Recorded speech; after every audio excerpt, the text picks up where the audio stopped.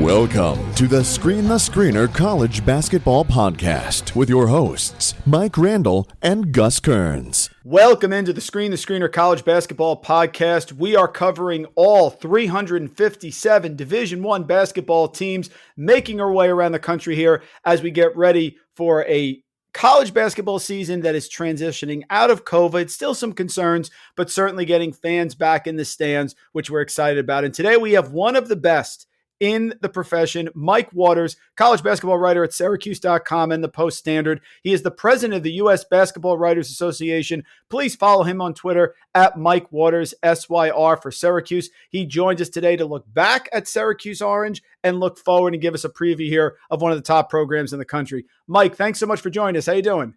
I'm doing great. Thanks for having me. I'm looking forward to talking about some basketball. This is awesome. Yeah, you joined us 2 years ago, did a fantastic job. And then, of course, last year with COVID, it was just such an up and down season. So I sort of wanted to pick up there and start there. Going into 2019-2020, at the end of that year, Syracuse entered the ACC tournament. They were 17-14 overall, 10-10 in conference. Then they destroyed UNC 81-53. And I thought, as well as many college basketball fans did, here we go again. Syracuse peaking at the right time under Jim Boeheim. End of the year, no one wants to play them, of course. And then we had COVID happens and the tournament was ended. So what were the thoughts of the team, the feeling of the team and the fans there going back even before last year at the end of the 2019-2020 season? I think at the end of that 2019-2020 season, I think actually a lot of fans didn't have a lot of confidence in the team. But the players on the team, oddly, really, they had a lot of confidence in themselves. Mm-hmm. Even though like in the last week of the regular season, they had dropped a home game to North Carolina, had gotten beat pretty good in their own building up here at the Carrier Dome. And then, as you mentioned, a week later, they go down to Greensboro and they just spanked the Tar Heels, stunned the North Carolina fans at the Greensboro Coliseum, just 81-53, it was a blowout. And they were going to get Louisville the next night. And Louisville had also beaten Syracuse earlier in the year. But the Syracuse players, to a man, were like, we're playing better. Yep. We think we can, they were coming up just short of calling the ACC tournament their revenge tour. But you could tell that that's what they had in mind. And, if you go back, that was a year where Buddy Boeheim and Joe Girard were first-year starters at the guard position. So, it makes sense that early in the year they struggled a little bit as young guards. Barama Sidibe, the starting center, was coming off knee injuries. He was in his first year as a full-time starter as well. Your bell cow was Elijah Hughes, who was great, but that was really a team that thought that by the end of the year they were getting better performances out of Buddy Boeheim, Joe Girard, Barama Sidibe, all those guys, and they felt good about themselves. I can't say I shared their opinion. I really, but that's the way they felt. And that's what matters. And we've just seen it time and time again. Of course, we're based out of New Jersey. And a lot of times you hear when Syracuse gets into the tournament, I wasn't sure if they were supposed to make it. The reason people are saying that, Mike, is because you don't want to play Syracuse. When they figure things out, the zone is clicking, they're making shots, Boeheim on the sideline. It's just a team that no one wants to face. And that's why we came into this past year. We start the season. Syracuse predicted 6th in the preseason poll. They finished 8th in the regular season. Now, before we get to the end of the year, they were off to a pretty hot start. They were 6-1 on Saturday, December 19th, coming off a big home win over Buffalo, certainly a challenging Buffalo team. They had drilled Boston College on the road. And then I think they had a little bit of a quarantine period for a while. How did that affect it? Everyone went through it, I understand. But it seemed like Syracuse was clicking early in the year last year. Yeah, they were 6-1, but it's not like things were going super smoothly for them. The opener against Bryant, it required it's close. A Herculean chase down block by Alan Griffin to save that game. Otherwise, they dropped the opener. Mm-hmm. Then after getting their legs underneath them for a couple of easy wins, Buddy Boeheim had to sit out due to contact tracing issues. Yep. He misses the game on the road at Rutgers. They lose by 10 to Rutgers. Now, Rutgers is a good team. They're going to end up in the NCAA tournament. They're tough to beat at home, whether there's fans or not. Mm-hmm. But not having Buddy that night, man, you think if they did have him, they could have picked up a much needed road win, a win that was going to look good later in the year. Mm-hmm. And then you mentioned the Buffalo game. You know, they had to come from 16 points down to win that game. They wound up winning in overtime. It did, Buffalo was pretty good, but again, it was a home game. So it's not like they were just humming along and looking great. There was some issues, and the COVID was in there. And then right after that Buffalo game, they didn't just get quarantined and they couldn't practice together. They actually had 4 guys test positive for COVID, including Buddy Boeheim and Joe Girard. Mm-hmm. These guys are sick. They're not just in their apartments waiting this out. They were sick. Joe Girard has asthma. So there was real concern there, even though he's a young man, that, you hope he's not going to die, but it's going to hurt. He's going to get more of a setback than your average person without any pre-existing condition.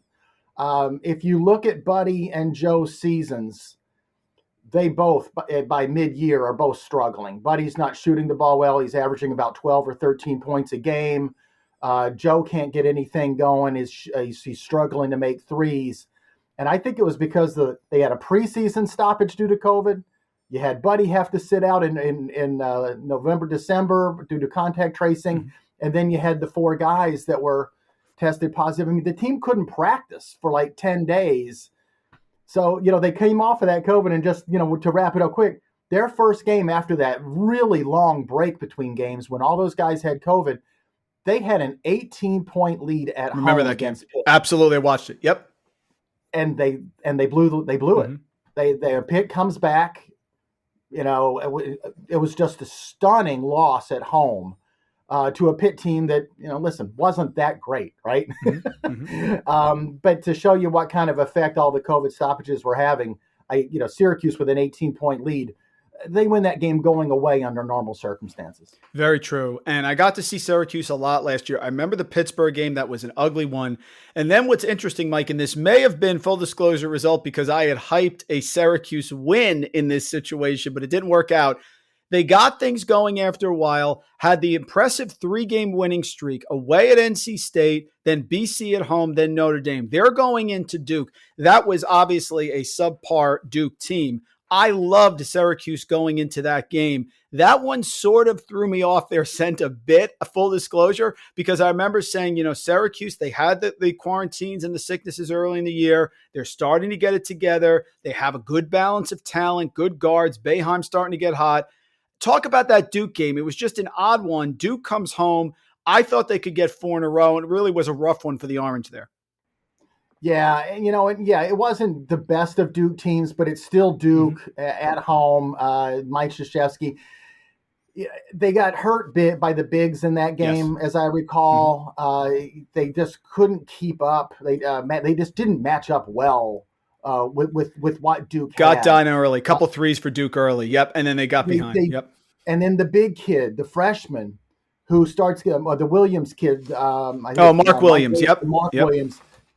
He gets more playing time because they had just lost Jalen Johnson. Mm-hmm. And I think a lot of those Duke guys maybe had a little something to prove that night, including the Williams kid off the bench. And, Syracuse had a tough time matching up with Matthew Hurt, who's a big, who could go inside and score over the smaller forwards. Quincy Guerrier's only 6'7", Alan Griffin, the other forward's only 6'5". But then Matthew Hurt could also extend and hurt him, by making shots from the outside against the zone. So it just wasn't Syracuse's night. Duke was ready to go. I think they had some motivation. Mm-hmm. And, it's tough for a team that's good but not great to win more than 3 or 4 in a row. Mm-hmm. It's only the really great teams that really run off winning streaks like that, especially in conference play. Mm-hmm. And I caution Syracuse fans on this all the time. They're like, all they got to do is win 6 of their last 7 and they're winnable. And, they'll say, we got this opponent. And I'm like, well, but what makes you think a 500 team is going to win 6 of its last 7 against anybody if it's ACC competition? It's like, pump the brakes. You can't always play that game that, this game's winnable and that one's not. And I think that was a sign of still the type of Syracuse team that you had at about that point in the season. They weren't quite all together there yet. The end of the year, though, Mike, is winning time for Syracuse, and I watched them closely. They crush NC State by 20 in the opening round of the ACC tournament. I really like their draw because I said if they get by UVA, I felt strongly that Georgia Tech game was going to be for the title because I love that matchup. Georgia Tech, of course, gets through with Virginia. They get through with the COVID situation, but just a heartbreaker there. Reese Beekman hits a three, only points of the game at the buzzer. They beat Syracuse. That had to be disappointing because it really was the Buddy Boeheim show. They headed into the NCAA tournament after that, crushed San Diego State, beat West Virginia, played a real tough Houston team, just ran out of gas. But I think they peaked at the right time. And I think, Mike, that if that Beekman shot doesn't go in, I think Syracuse could have won the ACC tournament. They were playing so well, and Boeheim was just out of his mind. Buddy, by the end of the season, had found his legs. He's found his three-point shooting and had regained his confidence. I mean, we focused on his postseason play. And you're right. He went absolutely nuts in the 5 postseason games that they had, the 2 in the ACC tournament and the 3 in the NCAA. I think he averaged like 25 points a game in those games. Yep. But it wasn't just those games. If you go back to the end of the regular season and include, I think it was like the last 7 or 8 regular season games. So basically over the last 12 games that he played last year, Buddy Boeheim averaged 23 points a game. Yep. Now, that goes from, oh, wow, he found a hot streak in the postseason to, you know what? That was a pretty sustained effort for quite a while there. That's, 12 games is a month. Yep. And that's a month against either ACC competition or 3 teams in the tournament, the NCAA tournament. So he's not playing nobodies. This wasn't against non-conference. He just he started playing the way that some of the coaches and Jim Boeheim too had said that they thought he was going to play back in the off season. They really had high. Everyone kept telling you, "Oh no, Buddy's going to be good," but because of all those COVID stoppages and everything that affected both himself and his teammates, including his backcourt partner, I think Buddy struggled there for the first 2/3 of the season, I guess it was. But man, to see him, he was the difference in the team. When he picked up his level of play, then everybody else fell in line and were able to kind of go along with him. Joe Girard played a little better, found a little more consistency. Yep. Marek Dolezaj became Marek because he was able just to do the stuff he's able to. He didn't have to play outside of his abilities.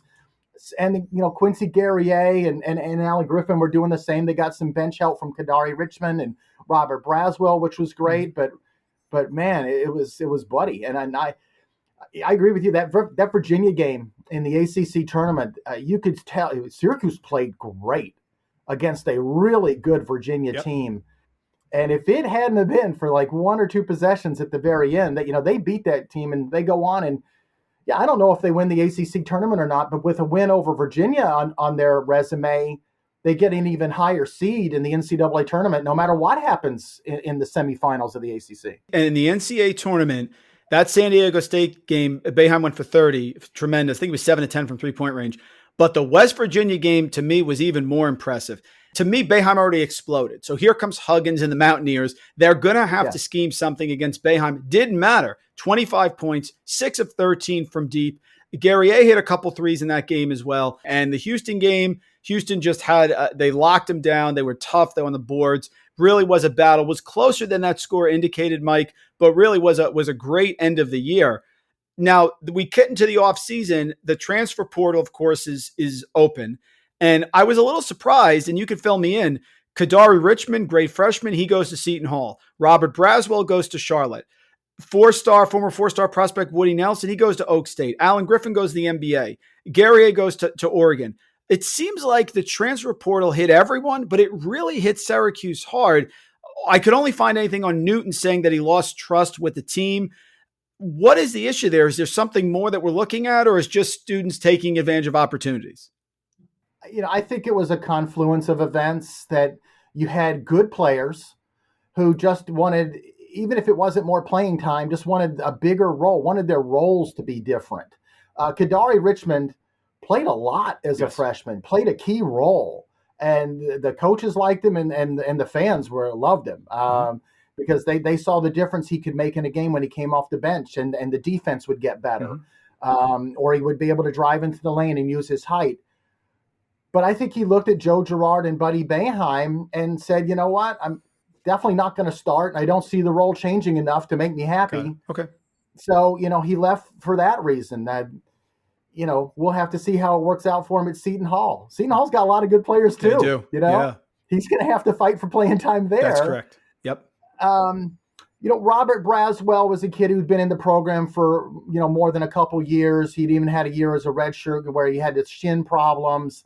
I don't think when he decided to leave, I don't think he saw his role changing, because at the time Quincy Guerrier was still in the program, and we still didn't know what Alan Griffin was going to do yet, although a lot of us suspected Alan was going to leave, because I don't think Alan was very happy by the end of the season. And then I think too, you had the prospect of Jimmy Boeheim coming.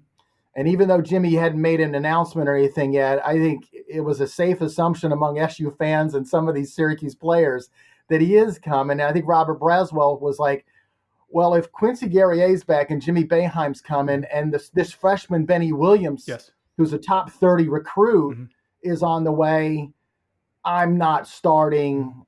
I need to move on as well. Woody Newton wasn't happy because he didn't play a lot as a freshman. I don't know where he got the whole lack of trust stuff, because he basically had the role that we all assumed he would have coming in. Alan Griffin and Quincy Guerrier are here. Marek Godolazhai was supposed to be at forward as well, and only plays center last year because Barama Sidibe got hurt in the opener. Woody Newton might have gotten a little bit of false hope of playing time when he played when Buddy Boeheim sat during those quarantine games. Early in the year, he thinks he's going to play. He played against Ryder. He played a little in the Rutgers game and stuff, but realistically, where's Woody Newton's playing time coming if he's either at two guard where Buddy Boeheim is, or the small forward position where you have Alan Griffin last year, and this coming year you're probably going to have Benny Williams or somebody else. So Quincy Guerrier is the confusing one. He made some noise that he wanted to have a different role and play on the perimeter more and shoot threes and prove to the NBA scouts that he could play at that level. And he probably needs to, because he's only 6'7". He's not a power forward in the NBA. Now, he could play power forward in college, and because of their lineup, Syracuse needed him to be the power forward. They needed him to be inside and rebound for them, to give him an inside scoring threat. And if he was unhappy in that role, then he needed to leave. But, here's the thing for Quincy. We'll see if it happens at Oregon for him or not. But in ACC play last year, he made 23% of his threes. Well, Dana Altman at Oregon's not letting you stand out on the perimeter and shoot a bunch of threes if you're making only 23. So we have to see if he improves. The thing is, the Syracuse coaches all thought highly of Quincy and really thought he was going to be great again next season. Yeah, Mike, the volume is earned. Volume is not assumed. So he's going to have to shoot better than 23% to get more shots. Yeah, and the shots he made, Quincy's shot open threes. Yep. It's Joe Girard and Buddy Boeheim and Alan Griffin who shot the contested ones. Yep. Because those are your better three-point shooters. Those are the guys that you want shooting the ball. The other team's still defending them out there. That Buddy's the guy with the ball in his hands when the shot clock's running out, not Quincy. Yep. So I wish him luck at Oregon, and I do think he can be really good because he's going to have another offseason to develop, and it's not like his shot was broken. He's got a good shot. He just needs to develop a little more consistency with it, but they'll miss him, and they'll definitely miss his rebounding. We'll talk about the players coming in. You mentioned Jimmy Boeheim now coming over from Cornell, him and Buddy, of course. Cole Swider from Villanova, we know him around here in New Jersey, certainly can get hot from three, absolutely. And you mentioned it, five-star guard, Benny Williams, the prize here, the recruiting class. Talk about the new guys coming in. I just talked to Jim Boeheim the other day, and he's really happy with this forward group. And, they might not be as athletic, and, we'll see how that affects them defensively. But he pointed out to me that, last year their starting forwards were 6'7" and 6'5", Robert Braswell would come off the bench. He was about 6'7". And none of them were, Quincy had some bulk to him, but the other two guys didn't. I mean, Alan Griffin was basically a two-guard playing the three. Yeah. Jim points out Cole Swider, 6'9". Jimmy Boeheim is 6'9". And Benny Williams is 6'8" or 6'9", depending on who you're hearing it from, right? They're bigger. They're a lot bigger at forward. And he's like, yeah, maybe you're not quite as athletic, but if you're 2 inches bigger and you have the wingspan, that, the zone can stretch out a little bit more. And he also has guys with between Cole and Jimmy Boeheim, he's got experienced guys. Cole Swider, elite 3-point shooter. They're looking forward to adding him to the offense and stretching more teams on the perimeter. He replaces what you had in Alan Griffin, only gives you a guy 4 inches taller too. And probably more consistent from beyond the, yeah. They're hoping. They're really hoping for that. I mean, Alan, that was his big thing last year. His issues were consistency. Cole's the knock on Cole at Villanova was he struggled defensively. But Villanova plays man-to-man, and not only that, but they switch on screens out on the perimeter. And I watched a little bit of film on Cole and noticed that a lot of times when he struggled defensively, it was after getting switched onto a guard or a three. He's not going to have to worry about that at Syracuse. You are going to have to defend, out to the 3-point line in the zone. The forwards are asked to do a lot, but it's not often when you're switched onto a point guard. Mm-hmm. It's not often that the point guard finds himself in the corner where you're at. So I think he's perfect for what Syracuse needs and how they plan on utilizing him. And Benny, of course, seems to be the prize coming in. Well-rounded, top recruit, a really high recruit too. Syracuse always recruits well, but I think Benny is getting into a real nice level here, and I'm sure he's going to just jump right in and make an impact. Yeah, he was a really important recruit for him. A top 30 kid, top 40 kid. And he comes out of the metropolitan D.C. area, although he spent last year at IMG Academy down in Florida. But, Syracuse is always, down in that Baltimore, D.C. corridor. So to, go down there and get another good one is important for them. And, so he comes in, he's going to provide some athleticism. He's got a lot of potential. We'll have to see where he's at. If you're a top 30, 40 recruit, sometimes you come in and if you got the right role waiting for you, you can play right away. Sometimes those guys need a little time. With Jimmy Boeheim and Cole Swider, he doesn't have to be rushed. But if he's ready, yeah, you can put him in your starting lineup and probably bring a Jimmy Boeheim off the bench, who with his experience and everything, he'd be a perfect guy, to have in that 6-man role. Someone who can handle it. He's got the maturity to handle that role. You put out an article recently, Syracuse.com, looking at their schedule and made the remark that this schedule is one of the tougher ones you can remember in recent memory, non-conference especially. Talk about what they have coming up. But, we're coming back. We're going to have fans in the stands, and it looks like the Orange are wasting no time here loading up the schedule. Yeah, they could play a lot of really good teams before we get to January 1st. They're going to have a home game against Indiana in the ACC Big Ten Challenge. They're going to go on the road to Georgetown. They're going to renew the rivalry with the Hoyas as they have in the last 4, 5, 6 years. But this year it's down in D.C., so that's a road game. As a Pearl Washington, Patrick Ewing, Sherman Douglas guy here, I love it. I love to hear that, Mike. Yeah, I'm right there with you. I've been covering Syracuse since 1989, so I wasn't here when Patrick and Pearl were going up and down the court in those days, but I got to see some good Syracuse-Georgetown games. Yeah. Saw some of that bad blood spilled on the court, So, yeah, I always like to see that game renewed. So that's a big one. They're getting Villanova at Madison Square Garden in early December. It's part of the Jimmy V Classic doubleheader. So, we know Villanova is going to be top 10, top 15, and so you're getting them on a neutral court. And they're in the battle for Atlantis, which has a field that includes defending national champion Baylor, UConn, Auburn, Michigan State, and Syracuse is going to open against Virginia Commonwealth. Mm-hmm. So it's going to be really important for them to go down and win that opening round game, because after that, boy, I mean, you could be running into Baylor, Auburn, UConn, Michigan State. You're getting, you could come back with 1 win or 0 wins. Yep. So it's a really tough schedule, and they've spiced it up with a few other. They like to play regional teams if they can. So you're always going to get Cornell and Colgate, and you're getting Lafayette and Lehigh as well, which are, really good, solid Patriot League teams. It'll be, but those other games, the battle for Atlantis and the other three big ones, Indiana, Villanova, and Georgetown, that's a tough schedule. It's great. Mike, you've done an outstanding job as always. Honored to have you on. Last question, then we'll let you get out of here. What do you think? A lot of changeover, bigger Syracuse team. You have Boeheim back, Gerard back. You have some new talent, high 5-star caliber player coming out of COVID. What do you think? What's your gut telling you right now with the Orange this year? Well, I can tell you, I look at that non-conference schedule that we just talked about, and I said, we're going to know a lot about this team by Christmas. And it could be good or bad.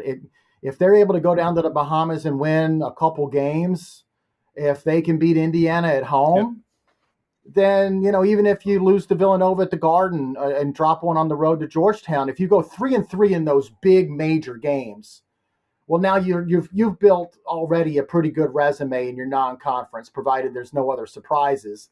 Maybe they can do even better. Can you go on the road and beat Georgetown? They've done that before. And, the Capital One Arena in D.C. is never a huge Georgetown advantage. The Syracuse fans love to invade that place. Yep. I think we're going to know a lot by Christmas. And, the ACC's, I think it's going to be wide open this year. It was down last year.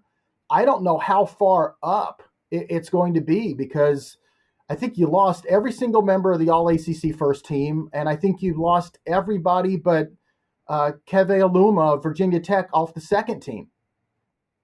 So if the ACC was down and it lost 9 of its top 10 players, where's the ACC going to be? I think Duke will be better. They've got a great incoming class. And the Coach K farewell tour, Mike, so there's going to be some motivation there, of course, right?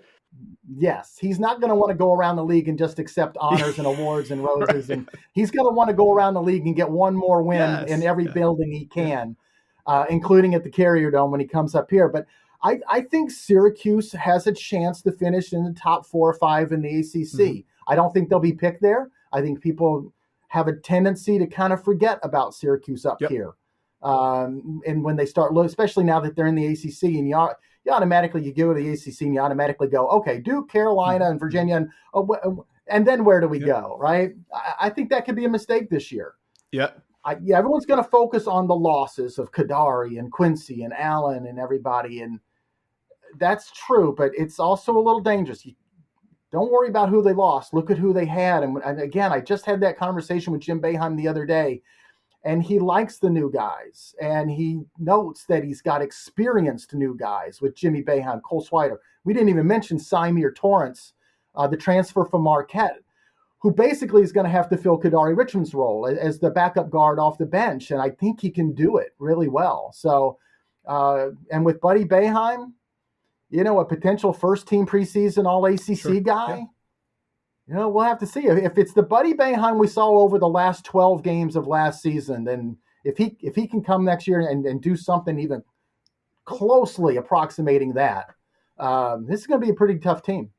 Absolutely. ACC, one of the best, of course, and a lot of close elite talent. You named it: Virginia, UNC, Duke, Virginia Tech, Florida State, Syracuse, Clemson, Louisville. I mean, Georgia Tech, of course, had a great run last year. So absolutely, the competition is going to be there. And you hit on it. Experienced guys, transfers, new guys, but experienced players. Folks, Mike Waters, college basketball writer extraordinaire, Syracuse.com, Post Standard. He's the president of the U.S. Basketball Writers Association, one of the best in the business. Follow him on Twitter at Mike Waters, SYR. Mike, it's a pleasure talking to you, man. Again, great to be back into a normal swing, and to have you come by, give us a few minutes here on our tour of all 357 teams.